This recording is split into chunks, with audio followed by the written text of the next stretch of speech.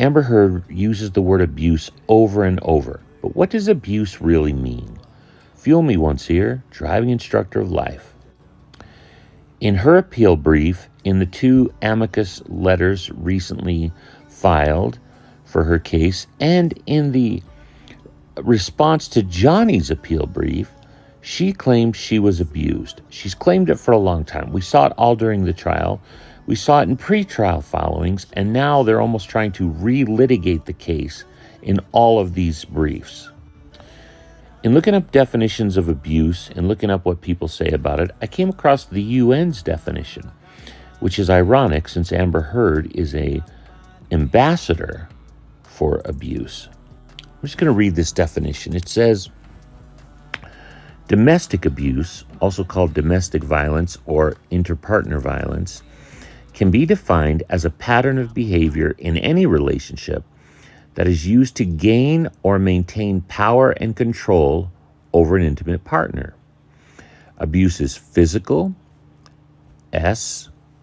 emotional, economic, or psychological actions or threats of actions that influence another person. This includes any behaviors that frighten, intimidate, terrorize, manipulate, hurt, humiliate, blame, injure, or wound someone. I think it would also include demeaning them, making them feel any kind of lesser than who they really are.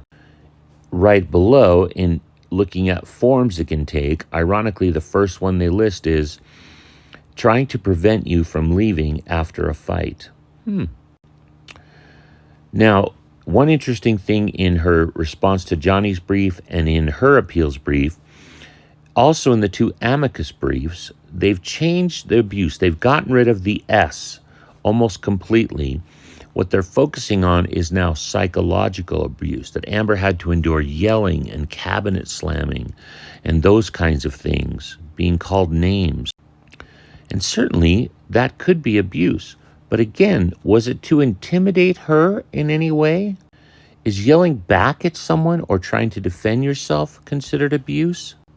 I'm not saying it's not. I'm just asking questions. I think the key that we really look at when trying to understand abuse is the intent and who starts the aggression.